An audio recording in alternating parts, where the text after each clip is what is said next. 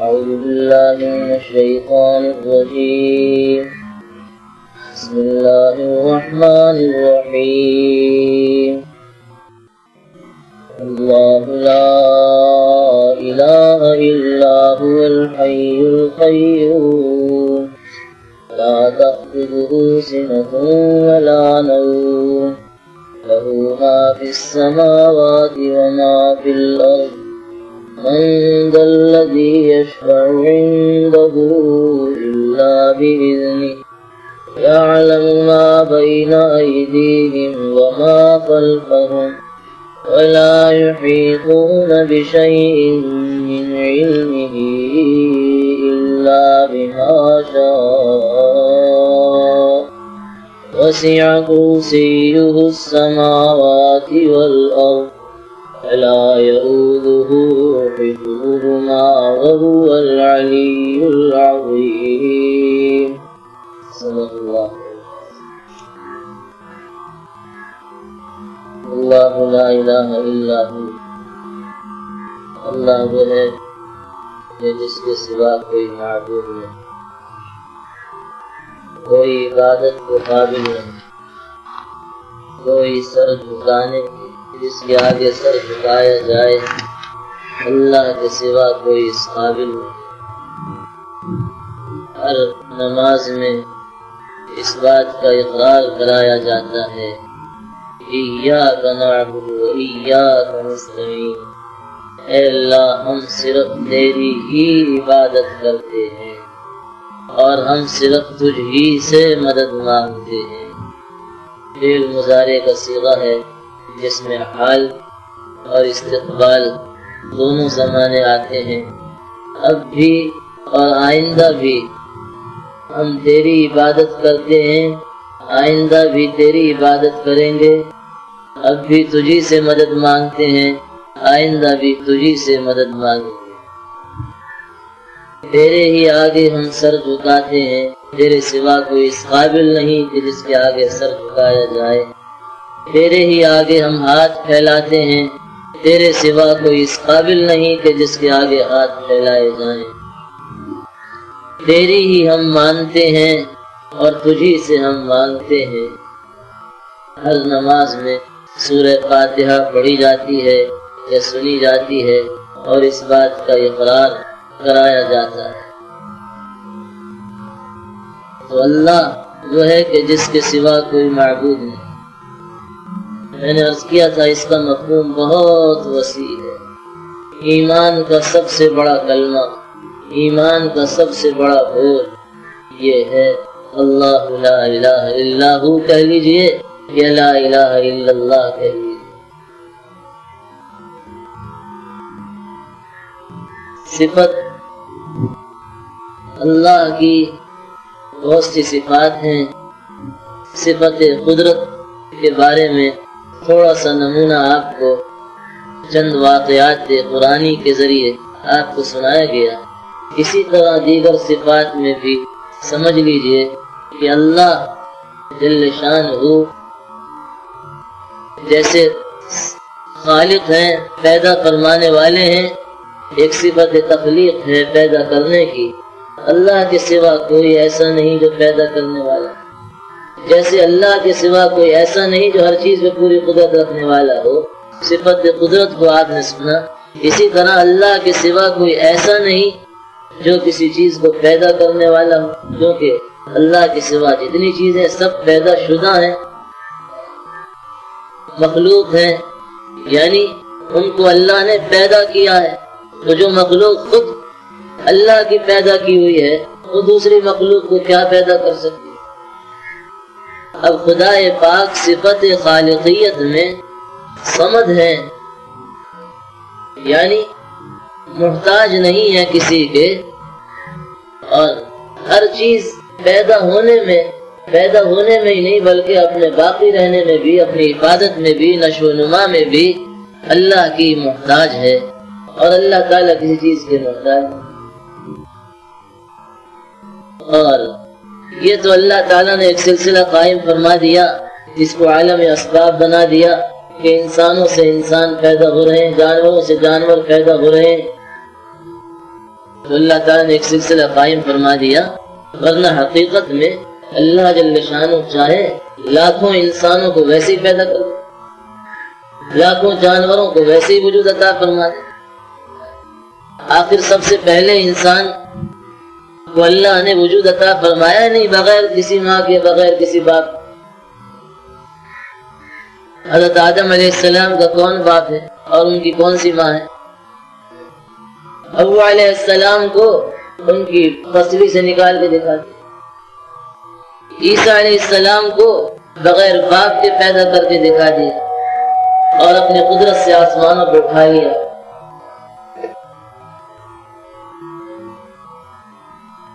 حضرت زکریا علیہ السلام نہایت بڑھاپے کی عمر کو پہنچ چکے ہیں، بالکل آخری عمر کو، سر کے بال، داڑھی کے بال سب سفید ہو چکے ہیں۔ ان کی اہلیہ محترمہ بھی سن یاس کو پہنچ چکی ہیں، بالکل نا امیدی کی عمر کو پہنچ چکی ہیں۔ مگر جب مریم علیہ السلام کے حجرے میں آ کے دیکھتے ہیں کہ بغیر موسم کے پھل رکھے ہوئے ہیں، تو پوچھتے ہیں حضرت زکریا علیہ السلام، قال یا مریم انا لک ھذا قالت هو من عند اللہ ان اللہ یرزق من یشاء بغیر حساب۔ اے مریم، یہ تمہارے پاس بغیر موسم کے پھل یہ کہاں سے آ گئے؟ تو انہوں نے کہا اللہ میاں کی طرف سے آئے، اور بے شک اللہ تعالیٰ جس کو چاہے بغیر حساب کے روزی دے دے۔ پھر سوچا اللہ تعالیٰ کی قدرت پہ تو پہلے سے یقین تھا، لیکن پہلے اپنی حالت کو دیکھ کر اور شدید بڑھاپے کو دیکھ کر ہمت ہی نہیں ہوتی تھی اولاد کے مانگنے کی، لیکن جب یہاں بغیر موسم کے پھل دیکھے تو اللہ میاں سے وہی دعا مانگی، اے اللہ تو مریم کو بغیر موسم کے پھل دے سکتا ہے تو مجھے بغیر موسم کے اولاد بھی دے سکتا ہے۔ نا امیدی کی حالت میں بظاہر کوئی امید نہیں، لیکن تو قادر ہے، تو میں تو پہلے سے بھی مجھے یقین ہے، لیکن پہلے میں نے دعا نہیں مانگی، اب میں مانگتا ہوں اللہ تو اولاد دے۔ اللہ میں نے اچھی بات، محراب میں کھڑے ہوئے نماز پڑھ رہے تھے، جبرائیل امین تشریف لے آئے اور لڑکے کی خوشخبری دے دی، اس کا نام بھی تجویز فرما دیا یحییٰ علیہ السلام، اور ان کی صفات بھی بیان فرما دی قرآن پاک۔ اسی طرح حضرت ابراہیم علیہ السلام کے پاس فرشتے آئے، ان کی بیوی پاس بیٹھی تھی، وہیں بیٹھے بیٹھے انہوں نے اولاد کی خوشخبری دے دی۔ اب وہ بیوی صاحبہ مسکرانے لگی، حیرت سے عرض کرنے لگی کہ یہ کیسے ہو سکتا ہے، میں بالکل بوڑھی ہو چکی ہوں، بظاہر کوئی امید نہیں، میرے شوہر بھی بالکل بوڑھے ہیں، اولاد کا کیسے ممکن ہو سکتی ہے، اولاد کیسے ہو سکتی ہے؟ فرشتوں نے یہی جواب دیا کہ تمہارے رب پہ آسان، تمہارے لیے بظاہر مشکل معلوم ہو رہا ہے لیکن تمہارے رب کے لیے آسان، چنانچہ ہوگی۔ تو صفت خالقیت ہے، اللہ جل شانہ خالق ہے، اور صفت تخلیق میں کسی سبب کے محتاج نہیں۔ گائے سے گائے پیدا ہو رہی، پہلی گائے کہاں سے آئی؟ بھینس سے بھینس پیدا ہو رہی، پہلی بھینس کہاں سے آئی؟ ماننا پڑے گا خدا نے اپنی قدرت سے اس کو وجود عطا فرمایا۔ غلے سے غلہ پیدا ہو رہا ہے، اناج سے اناج پیدا ہو رہا ہے، یہ کہاں سے آیا؟ پہلا۔ ہر چیز کی ابتدا کو سوچئے، اللہ تعالی کی قدرت سمجھ میں آئے گی صفت خالقیت میں، اور اس کے ساتھ ساتھ خدا کا صمد ہونا سمجھ میں آئے گا کہ اللہ بے نیاز ہے، کسی کا ذرہ برابر ہی محتاج نہیں، اور سب اس کے محتاج۔ اسی طرح صفت ترزیق میں، رزق دینے میں اور ربوبیت میں، پالنے میں اللہ تعالیٰ کسی سبب کے محتاج نہیں۔ اسی طرح حفاظت میں اللہ تعالیٰ کسی سبب کے محتاج نہیں۔ پالنے کو آئے تو جنگل بیابان میں، کھلے میدان میں ہاجرہ اور اسماعیل کو پال کے دکھا دے، اور بہت سے واقعات ہیں، وہ موقع نہیں، وقت زیادہ ہو گیا، 2 دن پہلے یہ درس ہو چکا ہے، اس کا شان رحمان کے سلسلے میں اور مزید کچھ مضامین بیان کرنے ہیں۔ اس کی بڑی تفصیلات اور تعالی شام نے واقعات بیان فرمائے۔ اب حفاظت یہ ہے، کسی آدمی کی عقل میں بات آتی ہے چھوٹے سے بچے کو کنویں میں ڈال دیا جائے اور پھر وہ بچ جائے۔ حضرت یوسف علیہ السلام کو کنویں میں ڈالا تھا ان کے بھائیوں نے، اپنے طور پر سمجھ لیا تھا یہ ختم ہوگا، لیکن اللہ نے بچایا، اللہ نے حفاظت فرمائی اور تخت شاہی پہ بٹھایا اور بھائیوں کو پھر وہاں حاضر کرا دیا غلہ لینے کے لیے، اور پھر بعد میں ظاہر ہوا کہ یہی وہ یوسف ہیں جن کو ہم نے اپنے ہاتھوں سے کنویں میں ڈالا۔ سب ان کے آگے سجدے میں گر گئے تعظیم کے طور پر، ان سے معافی مانگی۔ عقل میں بات آتی ہے کہ مچھلی سالم کسی شخص کو نگل لے اور وہ شخص محفوظ رہ جائے، اور زندہ سالم پھر باہر بھی نکل آئے، عقل میں بات آتی۔ خدا حفیظ ہے، حضرت یونس علیہ السلام کو مچھلی نے نگل لیا تھا اور کئی روز تک مچھلی میں رہے، مچھلی کے پیٹ کے اندر رہے، اور جب اللہ کا حکم ہوا وہاں اندر ہی اندر تسبیح پڑھنی شروع کر دی، لا الہ الا انت سبحانک انی کنت من الظالمین، اور جب خدا نے چاہا ان کو زندہ سالم باہر نکالا۔ ابراہیم علیہ السلام پوری قوت سے، 40 آدمیوں کی طاقت ایک نبی کے اندر ہوتی ہے، پوری قوت سے اپنے چہیتے بیٹے اسماعیل علیہ السلام کے گردن پہ چھری چلا رہے ہیں، تیز کر کے چلا رہے ہیں۔ عقل میں بات آتی ہے کہ ایسا لڑکا محفوظ رہ جائے گا کہ ابراہیم اللہ کے نبی اپنی پوری طاقت سے جس پر چھری چلا رہے ہیں اللہ کے حکم سے، عقل میں بات آتی ہے، لیکن وہاں گلا تھوڑی کٹوانا تھا، وہاں تو آزمائش مقصود تھی۔ اللہ نے چھری کو براہ راست حکم دے دیا، خبردار مت کاٹیو گلا۔ اللہ وہ ہے اے برطرس خیال و قیاس و گمان و وہم۔ عقل میں بات آتی ہے کہ 6 مہینے تک جس آگ کا ایندھن اکٹھا کیا گیا اور پوری حکومت ان کی مخالف، پوری برادری، پورا خاندان، پوری قوم ان کی مخالف حضرت ابراہیم علیہ السلام کی، اور باقاعدہ مشین بنائی گئی جس میں ابراہیم علیہ السلام کو بٹھا کر اور پھر آگ کے اندر ڈالا گیا ہے۔ اور ابراہیم علیہ السلام وہ ہیں کہ فرشتوں کو بھی انکار کر رہے ہیں ان کی مدد لینے سے، فرشتوں سے بھی انکار کر دیا، لیکن شروع میں یہ پوچھ لیا کہ اس کے اللہ کے حکم سے آئے ہو یا اجازت لے کے آئے ہو۔ اجازت لے کے آئے، حکم تو نہیں تھا اللہ میاں کا، ہم نے اللہ سے اجازت دی کہ جاؤ اپنا کام کرو، مجھے تمہاری امداد کی حاجت نہیں۔ یہ آگ ایک مخلوق ہے اور مخلوق میں کوئی تاثیر نہیں بغیر خالق کے امر کے، یہ نہیں جلا سکتی مجھے۔ اگر وہ جلانا چاہتا ہے تو ابراہیم کا جل جانا ہی اچھا ہے، اور اگر وہ بچانا چاہتا ہے تو آگ میں بچا کے دکھا سکتا ہے۔ فوراً براہ راست آگ کو حکم آیا، یا نار کونی بردا وسلام علی ابراہیم، اے آگ تیری صفت جلانے کی میں نے رکھی ہے تیرے اندر، میں تجھے حکم دیتا ہوں، خبردار ابراہیم کا ایک بال بھی نہ جلنے پائے، بلکہ ابراہیم کے لیے گل و گلزار بن جا۔ چاروں طرف نابینا انسان اندھے عقل کے، دل کے اندھے کھڑے ہوئے دیکھتے رہے، کافی دیر تک تماشا دیکھتے رہے کہ ابراہیم علیہ السلام اس آگ میں ایسے ٹہل رہے تھے جیسے کوئی شخص اپنے باغیچے میں ٹہل۔ کسی آدمی کی مجال نہیں کہ قریب چلا جائے، آگ کے قریب چلا جائے، کسی کی مجال نہیں، لیکن ابراہیم علیہ السلام اس آگ میں ٹہل۔ اللہ وہ، ہم نے اللہ کو کہاں پہچانا ابھی تک؟ اللہ میاں کو آدمی پہچان لے تو پھر جینے کا مزہ، پھر زندگی کا مزہ۔ اللہ لا الہ الا ہو الحی القیوم، وہ زندہ ہے، ایک زندہ ہم بھی بیٹھے ہیں، ایک زندگی فرشتوں کو بھی ملی ہوئی ہے، جنات کو بھی ملی ہوئی ہے، لیکن اللہ کی ذات کے بارے میں جب حی کا لفظ بولا جائے گا تو اس کے معنی یہ ہوں گے ہمیشہ سے زندہ اور ہمیشہ زندہ رہنے والا۔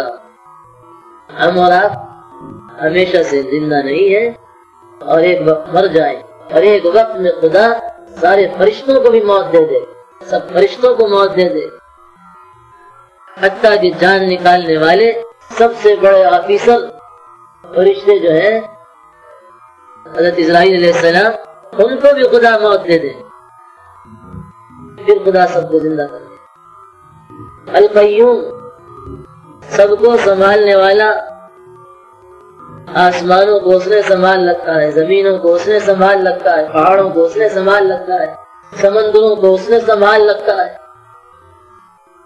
انسانوں کو اس نے سنبھال رکھا ہے، ساری مخلوقات کو اس نے سنبھال رکھا ہے۔ قیام سے، قیام کے معنی کھڑے ہونے کے، قائم کھڑے ہونے والے کو کہتے ہیں۔ قیوم اور قیام، یہ اس کے معنی یہ ہوتے ہیں، یہ مبالغے کے صیغے ہیں، خود قائم رہ کر ساری مخلوقات کو قائم رکھنے والا اور تھامنے والا۔ اور بعض حضرات نے لکھا ہے کہ یہ دونوں الفاظ جو ہیں یہ اسم اعظم میں سے۔ حضرت علی رضی اللہ تعالیٰ فرماتے، ابھی جنگ بدر شروع نہیں ہوئی تھی، رات کو دوسرے دن جنگ ہونی تھی، اور رات کو میں رسول پاک صلی اللہ علیہ وسلم کی خدمت میں پہنچا، دیکھو کہ آپ کیا کر رہے ہیں۔ تو آپ اپنی جھونپڑی کے اندر جو جھونپڑی ڈال دی تھی صحابہ نے آپ کے لیے، اس میں خدا کے آگے سجدے میں سر رکھے ہوئے یا حی یا قیوم، یا حی یا قیام، یا حی یا قیوم، یا حی یا قیام، پھر یہ اوزاری کے ساتھ ان الفاظ سے دعا فرما رہے، ان کے ساتھ، ان الفاظ کے ساتھ دعا نہ فرمائے۔ اور ایک مسئلہ بھی یاد رکھیں، بہت سے لوگ عبد القیوم کو قیوم کہتے ہیں، عبد الرحمن کو رحمان کہتے ہیں، غلط بات ہے۔ یہ اسماء صفاتیہ میں سے وہ اسم صفت کی ہے کہ جن کا اطلاق کسی مخلوق پر جائز نہیں ہے، جن کا اطلاق کسی مخلوق پر جائز نہیں۔ کسی انسان کو قیوم کہنا جائز نہیں، کسی انسان کو رحمان کہنا جائز نہیں، یاد رکھیں، سب گناہگار ہوتے ہیں ایسے لوگ۔ عبد الخالق کو خالق کہہ دیتے ہیں، عبد المالک کو مالک کہہ دیتے ہیں، غلط بات۔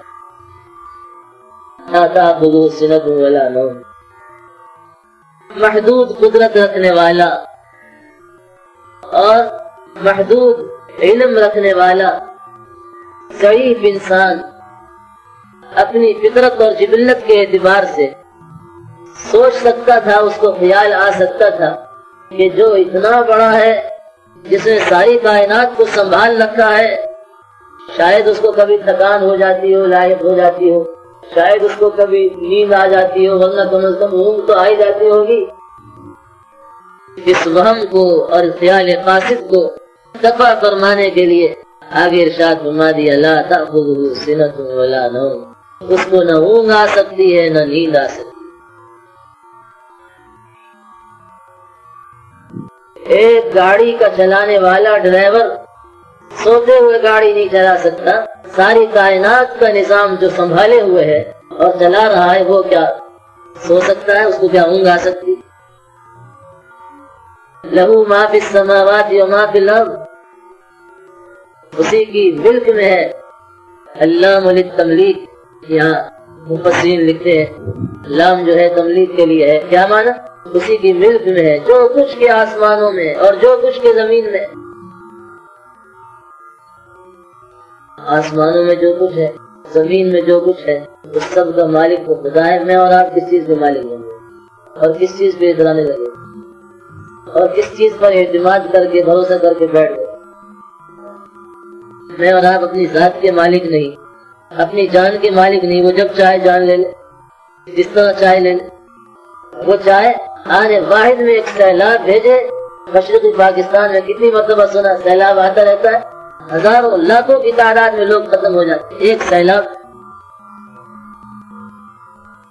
کتنی باراتیں جاتی ہیں بسوں میں بھر کے، اور حادثہ ہوتا ہے، سب کے سب بما دلہا دلہن کے سب ختم ہو جاتے ہیں۔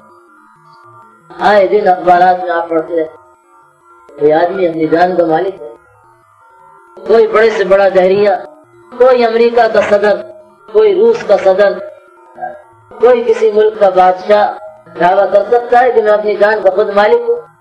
اگر مالک ہو تو بچا کے دکھاؤ۔ وہ مارنا چاہتا ہے، تم بچا کے دکھاؤ، اور تمہاری ساری طاقت، سائنسی طاقت جمع کر لو، سائنسدانوں کو جمع کر لو، ڈاکٹروں کو جمع کر لو۔ وہ خدا بیمار رکھنا چاہتا ہے، صحت نہیں دینا چاہتا، ڈاکٹروں کو بلا لو، ان کی عقل نہیں بات نہیں آئی۔ جو قضایت طبیب بلا شود روغن بادام خشکی می کند. بساقت موت آ جاتی ہے اور طبیب بے وقوف ہو جاتا ہے، اس کی عقل میں بات نہیں آتی، الٹی دوا دے دیتا ہے بعض اوقات، اور روغن بادام بھی بعض اوقات خشکی کرنے لگ جاتا ہے، جو دماغ کو تری پہنچانے والا خشکی کرنے لگ جاتا ہے. سارا دھوکہ انسانوں کو یہی لگ جاتا ہے جہاں 2-4 پیسے ملے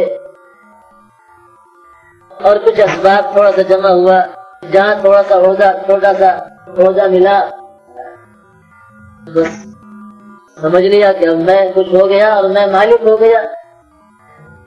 وہ فرماتے تمہارے اندر جتنی چیزیں تمہارے جسم میں ان کے بھی ہم مالک ہیں، تمہارے اندر جان ہے اس کے ہم مالک ہیں، تو باقی چیزیں وہ تمہارے خارج میں ہیں.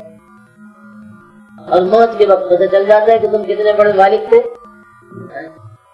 تمہاری کتنی بڑی کوٹھی تھی،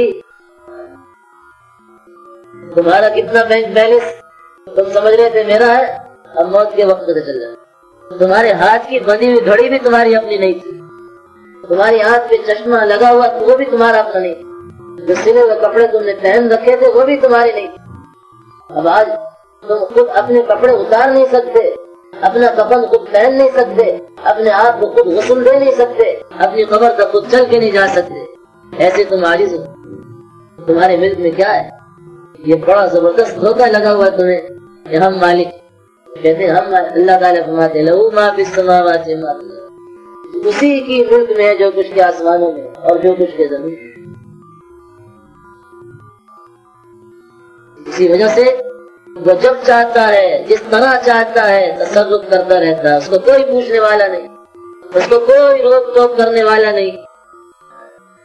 جب چاہے جس طرح چاہے جس کی جان لے لے، جب چاہے جتنا چاہے کسی کا مال لے لے. تقدیر آتی ہے خدا کی، وہ غالب رہتی ہے انسانی تدابیر پر ہمیشہ. کرو تدبیریں پیسہ بڑھانے کی اور پیسہ محفوظ رکھنے کی، تو تقدیر بتاتی ہے کتنا تیرا ہے، کتنا ڈاکٹروں کا ہے، جتنا پیسہ تیرے پاس جمع ہے اس میں کتنا حصہ ڈاکٹروں کا ہے، کتنا چوروں اور ڈاکوؤں کا ہے. اور بعض مہذب لوگ ڈاکو بھی ہوتے ہیں، کتنا ان کا ہے. یہ تو تقدیر بتائی، تم سمجھ رہے ہو سارا ہی میرا ہے، اور پھر جمع کرتے رہو دوسروں کے لیے. کلکتے میں ایک انگریز رہتا تھا، بہت بڑی فرم کا مالک تھا، ہزاروں روپے کی یومیہ کے اعتبار سے آمدنی، ہزاروں روپے.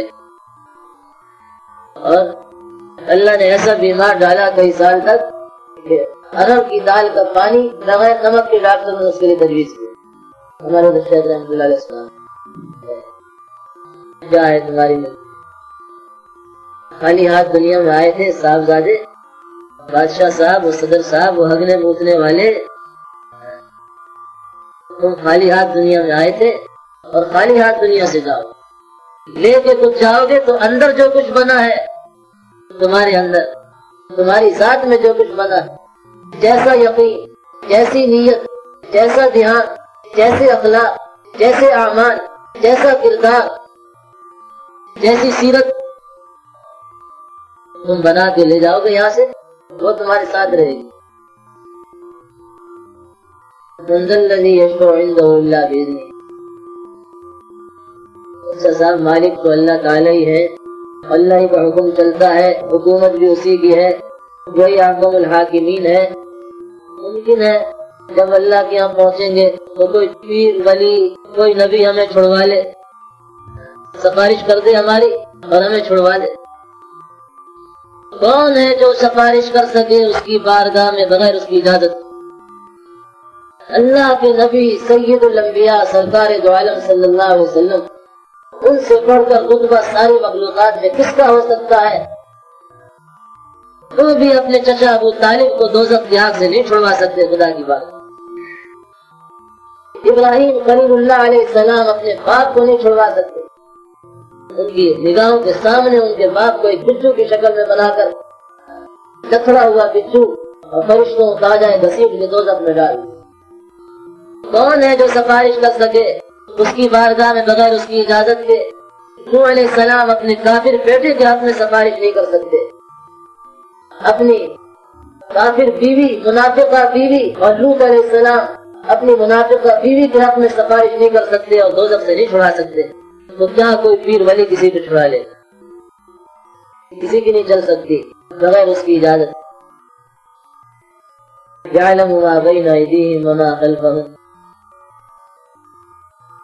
اچھا شکر ہم کوئی گناہ کر لیں جہاں ساری مخلوق کی آنکھیں بند ہو، کوئی نہ دیکھ رہا ہو، وہ کہتے ہیں تم کیا چھپ کے کوئی کام کرو گے؟ تمہارے دل میں جو خیالات پیدا ہوتے ہیں ہم ان سے بھی واقف، جو کچھ تمہارے آگے ہے، جو کچھ تمہارے پیچھے ہے، جو کچھ مخلوقات کے سامنے ہے، جو کچھ ان کے پیچھے ہے، جو ان کے نظر میں ہے، جو ان کی نظر سے پوشیدہ ہے، پیدا ہونے سے پہلے کے حالات واقعات، مرنے کے بعد کے حالات واقعات، پیدا ہونے کے بعد کے حالات واقعات، ماضی حال مستقبل، خدا کے سامنے سب برابر۔ خدا کو پورا علم ہے اور خدا کا علم محیط ہے، خدا کا علم کلی ہے، جزئی نہیں ہے، مخلوقات کا علم ناقص ہے۔ وَلَا يُحِيطُونَ بِشَيْءٍ مِّنْ عِلْمِهِ إِلَّا بِمَا شَاءَ، اور سارے لوگ مل کر اللہ کے علم میں سے کسی چیز کا بھی احاطہ نہیں کر سکتے مگر اتنا ہی جتنا وہ چاہے۔ اپنے علوم میں سے وہ جتنا جس کو چاہے دے دے علم، اور اللہ کا علم ایسا سمندر ہے کہ جس کا کوئی ساحل نہیں، جس کا کوئی کنارہ نہیں، لا محدود سمندر۔ قل لو كان البحر مدادا لكلمات ربي لنفد البحر قبل ان تنفد كلمات ربي ولو جئنا بمثله مددا۔ آپ فرما دیجئے اگر سمندر